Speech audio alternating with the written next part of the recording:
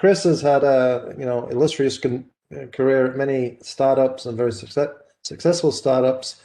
Currently, he's at Cisco after his previous company, Babel Labs, was acquired by them. And he wants to talk about applications, which is, the focus area here, and let us know some of the things that Cisco are doing with AI and ML. With that, I'll hand it over to you, Chris. Thank you. Well, thank you very much. I'm really hoping over the course of the next 15 or 20 minutes to give you a sense of at least some of the things that Cisco is doing in AI, particularly in real-time AI on media streams, which are some of the things that we're doing, which are closest to the spirit of tinyML, and reflect a little bit on the implications of tinyML for the evolution of AI.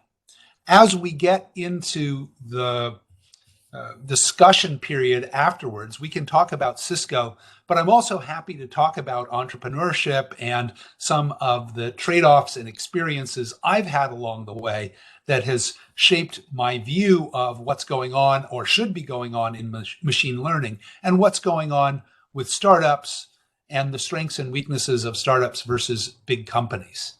So I really hope that the session at the end will be quite wide-ranging and we can get into topics of interest. Cisco is making a big investment in AI technologies across a broad front of collaboration, in networking equipment, in all kinds of services for communication and collaboration. But if you just look within the collaboration business unit that includes WebEx, you see lots of AI-related work associated with relationship intelligence, how to infer things about the people you're in discussion with, and how to gather the most useful information so you know not just what somebody is saying, but where they're coming from. We're also doing significant work in computer vision, face recognition, people counting, gesture recognition, video background replacement, lots of different things to add intelligence or to provide a more comfortable experience for people who now are spending 8 or 10 hours a day, sometimes in video conference. We also are building an assortment of bots, but most especially speech-driven bots like the WebEx Assistant, which gives control over your device as well as control over lots of things that are happening inside of conferences. And my personal favorite is the things that we can now do to speech streams. Now that includes speech recognition, but speech improvement, speech enhancement, noise removal, selection of different speakers from complex audio streams is one of the areas that is turning out to be most productive and to have quite a bit of impact on how people endure a world in which they're spending way too much time in conference calls. In fact, I think speech streams give us a great jumping off point to talk about the way information gets layered together in rich media streams. Many of the same ideas could be applied to video streams as well. But if you look at audio streams, it's not just a sequence of words. There's a lot more in that speech. The nuances of emphasis and emotion that come through. But it's not just the speech itself. That speech stream tells us a lot about who are the people who are speaking and about what's the environment. Where are they? When are they there? The background noises, in some cases, can be informative as the speech itself. So speech is this fundamentally twisted complex of information, and different applications can unravel that in different ways. And so this is an area in which AI excels.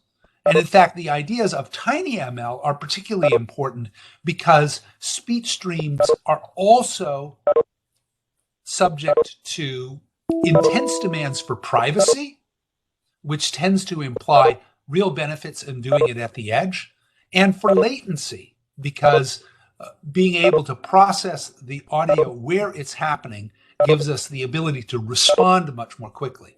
So speech processing at the edge is really has a really high motivation. Chris, may I interrupt for a second? Yeah. I'm getting a continuous stream of Interexit tones.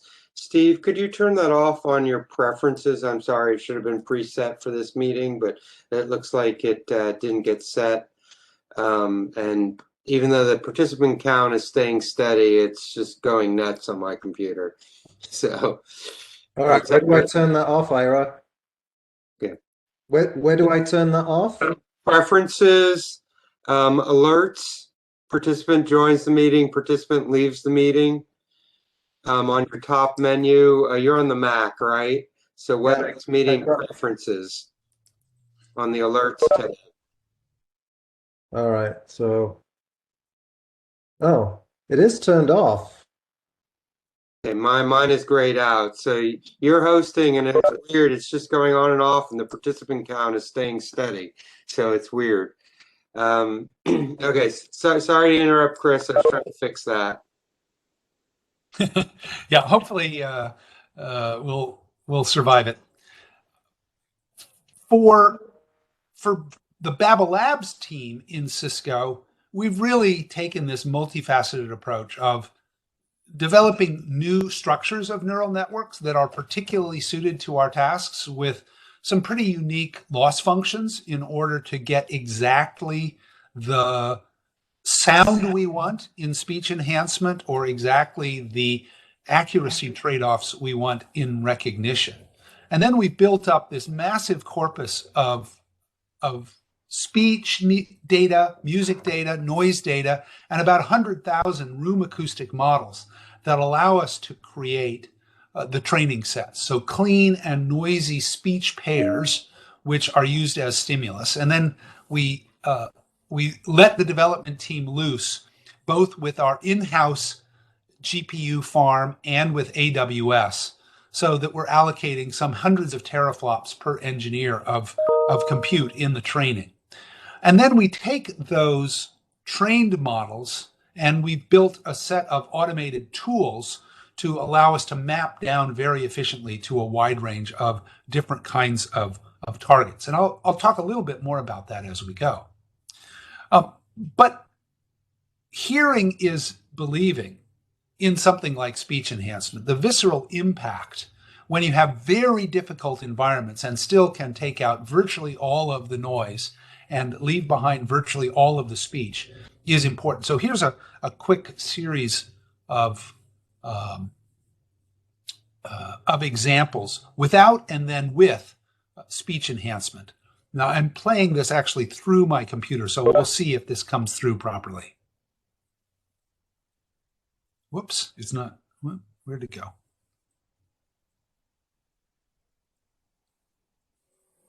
And right about now, we're going to get a lot of noise and the traffic is moving.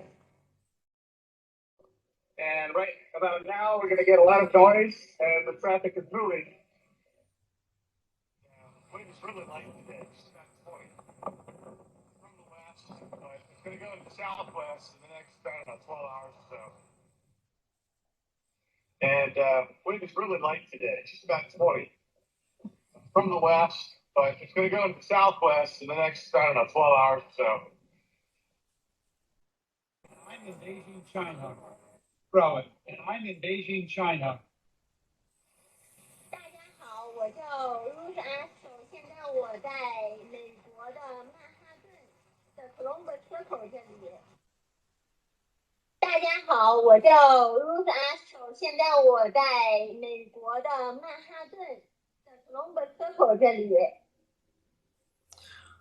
So, regardless of what the type of noise is, or who the speaker is, or even what the language is, the system is doing a near perfect job of separating noise, including babble noise, which is one of the most difficult types, from speech, intelligible speech. And that gives us lots of opportunities, whether it's in video production or audio distribution, or as for Cisco WebEx, obviously video conferencing and calls are the interesting target here. But it's really been quite dramatic how rapidly things have changed. Not just from where the industry was 5 years ago, where almost all noise reduction was pretty classical DSP operations that only worked on certain types of noise, but on these very complex transitory noises, non-stationary noises, which we now can learn and remove with near perfection. And it's useful to see how widely this has started to be adopted. So Microsoft has neural network-based noise reduction available. Zoom has neural network-based noise suppression available. In WebEx, this is now on by default. This is happening automatically in background all the time. And we've been able to do pretty objective benchmarking of this. And WebEx is doing very well. This methodology, this set of tools, this network architecture is allowing us to do it, and do it at low enough compute that we can just make it always on. It's so unintrusive on the whole computing experience that you just get it automatically. And the reason is shown on the right. We built our first state-of-the-art noise removal at the end of 2018, and this became available as a cloud service in 2019. And we were really happy with that in terms of the level of speech quality relative to anything else available in the market. In the meantime, though, we've been working hard on how do we make those models much smaller and the implementations better, but particularly by improving the training and scaling the models appropriately, we've been able to reduce the compute by as much as a factor of 400 while maintaining the level of quality or improving it. So you can see sort of the trade-off curve that says we can now push well beyond what was state-of-the-art 2 years ago and still do something which is about a factor of 25 more efficient than state-of-the-art of 2 years ago. So this field is moving very fast, and it's going there, A, because people really need it and really want it, and there's significant headroom in new capabilities, and B, because some of the lessons of tinyML are really being applied in the implementation and design of the models. We're also working very heavily in speech recognition across the Cisco WebEx environment, in transcription, in closed captioning, in WebEx assistance. And one of the areas that we're investing in quite heavily right now is high accuracy command sets implemented completely at the edge. I gave an early version of this at tinyML a couple of years ago when it was still in its infancy, but that's now coming into production use as well as part of the WebEx environment. But what this means is that we are really adapting the general domain of speech recognition, both to the unique hardware that's available and to the unique use models that you find around conferencing devices and controlling conferences. So that at Cisco, we've been able to really take the lead in conversational AI for enterprise collaboration and building enterprise-ready voice assistants for meetings, where in a professional environment, the bar is really high. You really don't want anything distracting you from the meeting, and you want to have a level of accuracy in the transcripts and in the response that may exceed what you would expect from Siri or Alexa or one of their friends. Part of what we're doing in that area is some new technology in full text automatic speech recognition, in multi-language transcription, driven by the Voicea team, which was an acquisition from a couple of years ago, in building a sophisticated embedding-based neural network model that feeds a token-to-words language model. We've also been doing this super robust local speech recognition, which can do even better. It's roughly speaking 3 or 4 times faster and 3 or 4 times more accurate under noisy conditions compared to cloud-based. And because it's implemented at the edge, it's inherently private. And we've built it in a way that allows us to retrain it in a flash so that we can get local customization of command sets in this world. So just to give you a quick example, this is an easy case. A string of commands, quiet environment. Power on. Go left. Command 11. And so on. And what you find is that a good cloud-based ASR, like IBM Watson, for example, but equally Google or Cortana, recognizes all those commands perfectly. And of course, the local command recognition does it as well. But when you really pile on the noise, especially if it's Babel noise and other difficult noises, it's quite a different story.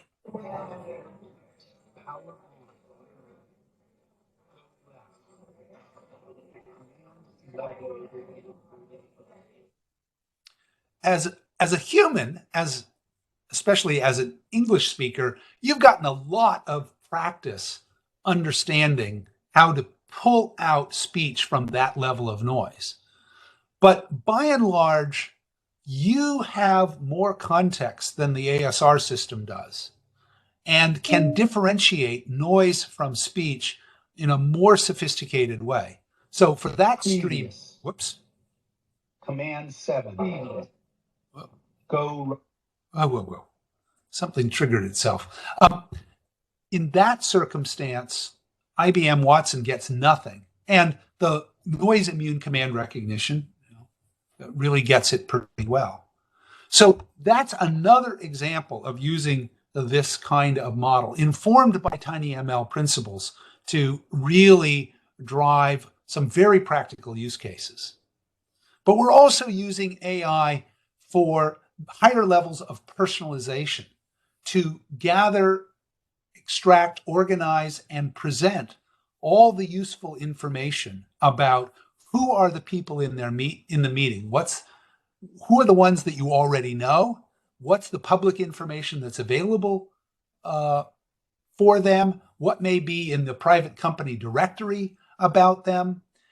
Who have you been talking to recently? Is this somebody you know or you don't know? There's lots of information that can be pulled together in a way that respects privacy on one hand, and yet makes the individual in the conference more effective because they're able to use the system to enhance their memory and to get information from diverse sources. So this gathering together of insights for personalization is an important AI work. We've been applying this in the video domain as well, so that, of course, we want to be able, at the lowest possible compute, do the best possible job of providing a professional backdrop for you in your work from home. We've got Keith here. He's got nothing but patent plaques behind him, nothing to be embarrassed about there. But for some of us, we don't necessarily get to work in the most convenient spots. And so we really want to be able to focus on the individual. It's a reasonably hard problem to, in real time, do the segmentation that isolates not just the head and shoulders. The hard parts are the hands, and to make that work really well across this spectrum. So we can go from, Keith in his office to Keith in a high rise in New York City, I suppose. So that's one example of what we're doing with video. But one of the things that's coming along very quickly is gesture recognition, especially to get group feedback, to be able to, without asking all of the attendees to navigate through some complex menus, give us feedback, thumbs up, thumbs down, applause, celebration, to be able to tell much more about what the mood in the room is and what an individual opinion is in the most natural and transparent way possible. Again, all this is happening in AI just within the WebEx group. But at the same time that we're doing all of this interesting new feature development and pushing the envelope on performance, on recognition and speech enhancement, we also are very aware that we have a set of responsibilities in ML development. And I think this is just coming into the conversation now about what is the obligation of the developers to create systems which are ethical, which are respecting privacy, respecting data rights, bring fairness, avoid bias in those systems. And really, it's because AI is sort of magical. It's doing things that people didn't expect and can't intuitively appreciate, that mandates closer attention to the way these systems are developed. That magic, I think, comes from the fact that, first of all, there's not an explicit algorithm that describes this. The implicit set of decisions in the selection of training data is really what drives the algorithm. And if there is bias, for example, in the implicit data selection, there will be bias in the resulting deployed system. And when we have AI, we are able to take on some sophisticated and often consequential decision-making processes that historically would have had humans in the loop.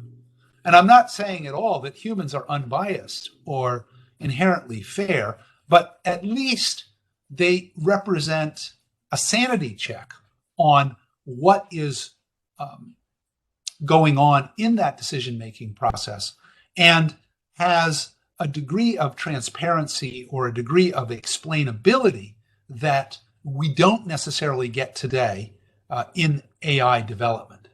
And so I'm part of the effort, and Cisco is very devoted to the effort of building engineering processes and product release criteria that explicitly require examination at the system spec level, in defining what the use cases are, in assessing consequentiality of decisions made by the network, in data collection, in loss function design, in compliance testing, documentation, and support of explainability, to ensure that we're doing everything that we can, that the systems that we produce are in fact going to be fair, transparent, respect privacy, and protect data rights. And this is actually, it's not an easy thing to do. This does not speed up the process by and large, but it is an essential part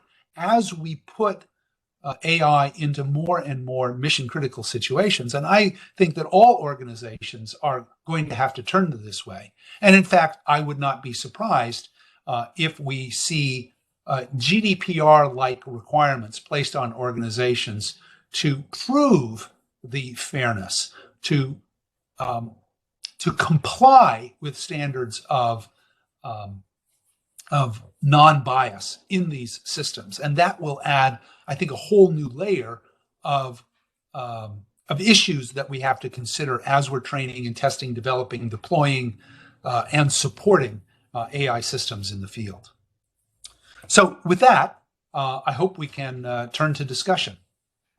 Just a very quick question on your live transcript WebEx assistant. Is there any plans to do a live real-time translation of that? So if I'm speaking English, I'm speaking to French people, it could be translating. Yeah.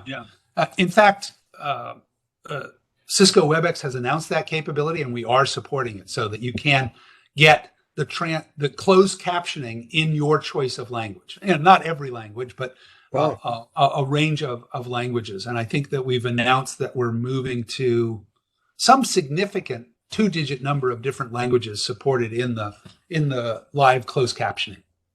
Excellent. That should be useful when I'm speaking English, trying to speak to an American, translate my English to an American word.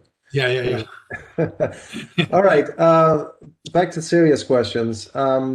So question here, I have 2 questions. First, what are the methods that you are incorporating for real-time speech enhancement? Are you incorporating techniques such as pruning and quantization? And the second part of the question is, the results you showed are very impressive. Can you comment on the current unsolved challenges for speech enhancement? Yeah. So first, on the kinds of models and implementation flows we use.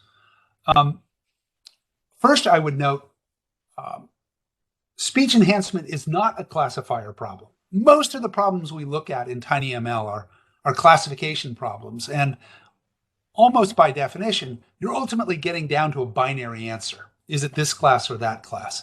And that lends itself very naturally to fairly low resolution representations, particularly later in the model stack.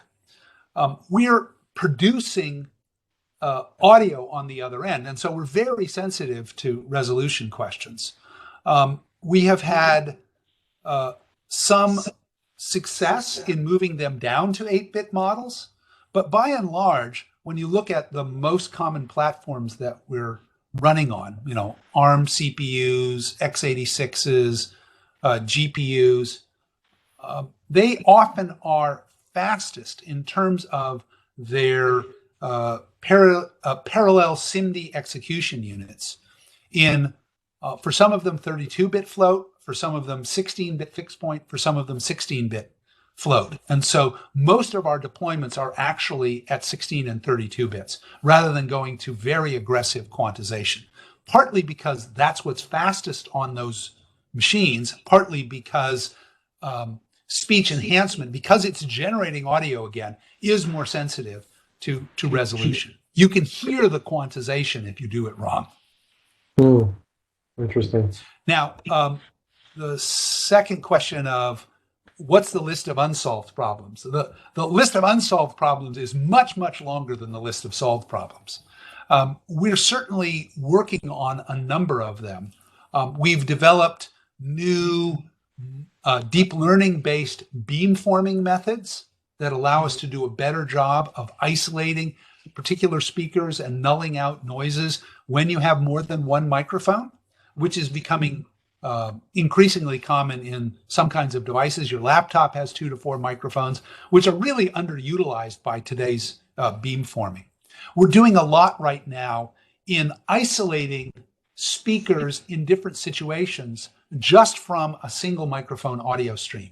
So for example, we're able to isolate a foreground speaker from a background speaker just based on essentially hearing how far they are from the microphone and being able to give a choice about whether that background talker is included or excluded in what is sent into a call or a conference. And that's relevant because the background talker could be your kids yelling at the dog behind your super important customer call, or it could be the other people in a conference room who came late, and so they're 3 or 4 meters from the microphone. In one case, you want to exclude them, and in the other case, you emphatically not only want to include them, but you want to boost them up in clarity and volume to the same level as the foreground, the speakers close to the microphone. So that's an example of a pretty seriously hard audio AI problem that we're working on. Over time, there are problems where you really would like to be able to deal with the set of people in a room, not as an ensemble of sound captured by the microphone, but as early as possible in the processing to separate it into separate streams so that you have the ability to handle different streams differently, depending on who it is and whether they're supposed to be there or not. So lots of source separation problems.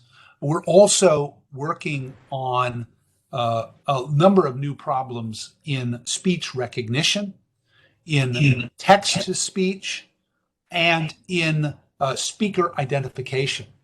But as I alluded to at the beginning, there's all kinds of analytics problems.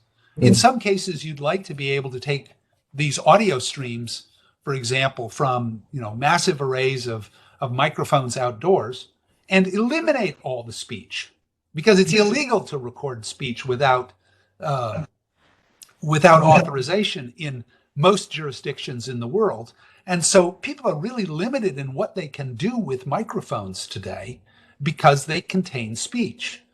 If you take the speech away at the source, then you can do lots of things in analyzing traffic or weather or anomalous events. And so all of these problems are on the table for new algorithms, and more importantly, new end applications that allow us to get more value from the audio spectrum. Interesting. Again, just a quick shout out to our sponsors. Bear with me for 1 minute. We have different categories. We have executive sponsors. First one being ARM. Then we have Qualcomm. We have Samsung. Platinum sponsors. Ada Compute. Lattice Semiconductor. Gold sponsors. BrainChip. Babel Labs. DSP Group. Edge Impulse. EMSA. Gray Matter Labs. Greenwaves. Himax. Imagimob. Latent AI. Maxim Integrated.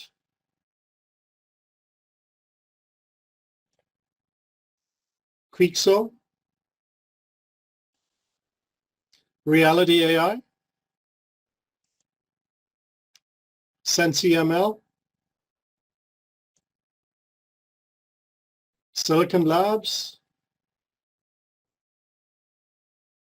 Sentient. Google TensorFlow. XMOS. And lastly, silver sponsors, Edge Cortex, Hotchi, and Synsets.